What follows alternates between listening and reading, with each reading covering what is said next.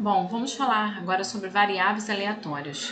Uma variável aleatória, como está definido aqui, é uma função real que associa, uma função real que a gente está chamando de x, que vai associar elementos do espaço amostral ômega aos reais. Então, ômega é lá o nosso espaço amostral, que é o ômega. Eu pego uma função x e aplico nos elementos de ômega, levando eles para os reais. Isso é quantificando saídas possíveis do meu experimento aleatório, né? Lembrando que ômega são todos os possíveis resultados associados a um experimento aleatório. Então aqui eu associo cada saída possível a um valor real. Isso é uma quantificação. Quando o ômega já tem os resultados, os valores de ômega já tem, os elementos de ômega, já tem interpretação numérica, eu posso simplesmente aplicar a função identidade aqui, levar um número nele mesmo. Ou às vezes eu quantifico mesmo, tá? Então aqui a gente tem a primeira definição, que a gente vai falar primeiro sobre as variáveis aleatórias discretas. Uma variável aleatória discreta, é uma variável aleatória, e, em particular, ela é discreta se ela vai assumir valores num conjunto de valores finito ou enumerável infinito. Bom, de forma mais simples, é quando ela não pode ser associada, os valores possíveis dela não podem ser associados a intervalos, Então, se eu tiver um conjunto finito, ela fatalmente é uma variável, se uma variável aleatória só assume valores num conjunto finito, ela é discreta. Mas pode ser num caso infinito também, que é o caso enumerável. Para simplificar aqui pra gente, como vocês não têm o perfil de ter estudado essa definição de enumerabilidade, aqui a gente pode pensar um conjunto infinito não enumerável seriam intervalos ou vários intervalos, ou um intervalo, uma união de intervalos.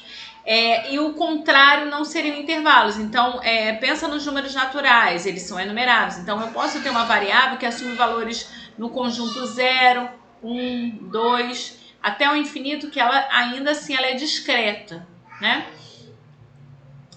todos os negativos, nos inteiros também ela é discreta, tá?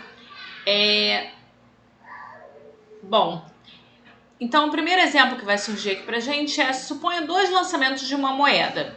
Represente por C a saída cara e por K a saída coroa.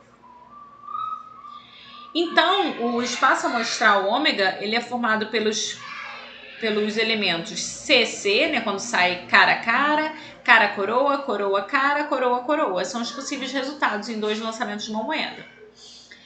O número de caras observadas nesses dois lançamentos é uma quantidade numérica, Por exemplo, aqui eu tenho duas caras, aqui eu tenho uma cara, aqui eu tenho uma cara, aqui eu não tenho nenhuma cara. A gente pode definir uma variável aleatória, por exemplo, como número de caras observadas. E aí x vai assumir valores, os possíveis valores de x são 0, 1 e 2, Como a gente viu aqui, 0 no caso que estão duas coroas, 2 no caso de duas caras e 1 nos outros casos. Então, ela é um exemplo de uma variável aleatória discreta.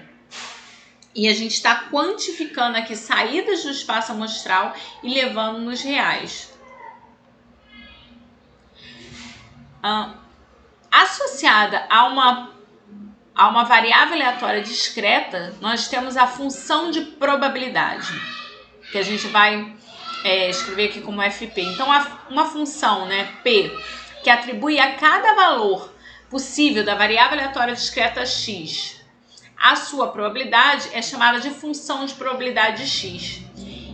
Então, se x assume valores no conjunto x1, x2, e assim vai, possível finito ou infinito, então a P, essa função de probabilidade aplicada em cada ponto xi, nada mais é do que a probabilidade da variável aleatória x assumir esse ponto xi. Tá?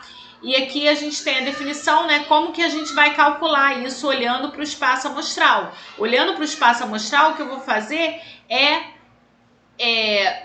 olhar para cada ômega cada elemento ômega minúsculo aqui pertencente ao conjunto, né, do espaço amostral todo. E aí a gente vai olhar cada ômega associada a xi, né? Porque x é uma função que vai de ômega nos reais, né?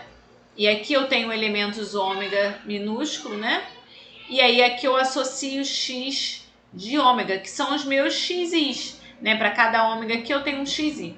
E aí, quando eu estiver calculando a P de xi, como é que eu vou calcular? Eu vou olhar para... quando eu vou aplicar a cada elemento de xi, né? Que é a probabilidade de cada xi. Mas eu tenho que ver quais ômegas que estão relacionados a cada xi. E somar essas probabilidades ou olhar diretamente para a probabilidade. A gente vai ver um exemplo disso mais, que vai simplificar mais adiante, tá? Então, a gente também pode apresentar a função de probabilidade dessa forma, né, em forma de função mesmo, ou também em formato de tabela, olhando para cada possível valor de x e associando a sua probabilidade na tabela. É muito comum aparecer assim. As propriedades básicas de uma função de probabilidade,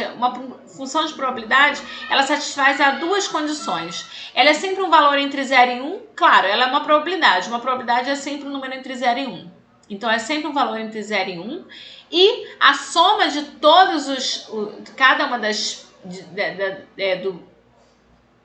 imagens da função, né? Cada P, né? Cada xi, para cada xi, se eu aplicar a P, se eu somar em todos os xis, eu vou ter igual a 1, né? Porque é a mesma ideia de olhar para o espaço amostral, porque eu estou associando cada elemento do espaço amostral associando um xi. Se eu cobrir todos os xis, eu estou cobrindo todos os ômegas. Então, eu estou cobrindo todo o espaço amostral e a probabilidade do espaço amostral é 1. Então, aqui eu tenho mais um exemplo falando: descreva o comportamento da variável aleatória x que conta o número de caras em 2 lançamentos independentes de uma moeda. Então, seguindo aquele exemplo, a gente tem esse espaço amostral. Se a gente definir, então, a variável aleatória como número de caras nesses 2 lançamentos, ela pode ser 0, 1 ou 2, valores possíveis, resultados que ela pode assumir. E as probabilidades de cada um desses valores estão descritas aqui, né?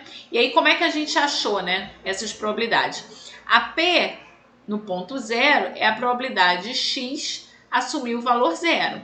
E qual a probabilidade de x assumir o valor 0? Aí eu tenho que olhar, né, nesse caso, eu tenho que olhar para ômega. Então, quando que x vai ser 0? Quando ocorrer, coroa, coroa. E isso acontece para ocorrer uma coroa, a probabilidade é meio. A outra coroa é meio, supondo uma moeda honesta, né? Meio, a outra também independe de se já saiu cara ou coroa, então é meio, isso dá 1/4. A P aplicada no ponto 1 é a probabilidade da variável aleatória assumir o valor 1. E quem está associado ao 1? O 1 pode ser... Nós temos 2 situações. Pode dar cara e coroa, ou pode dar coroa e cara. Porque em ambos os casos eu tenho uma cara apenas. Então, eu tenho que somar essas 2 possibilidades, porque ou vai acontecer essa ou essa. Nunca vai acontecer as duas, né? Só tem uma saída ou outra. Então, eu vou somar as probabilidades desses acontecimentos. CK mais a probabilidade K e C. E isso é a probabilidade de dar uma cara, meio. Dar uma coroa, meio também. Mais a probabilidade de dar uma coroa, meio. Probabilidade de dar uma cara, meio. Isso aqui vai dar 1/4 mais 1/4, dá meio. A P agora aplicada no ponto 2 é mais simples do que a anterior. É a probabilidade de x,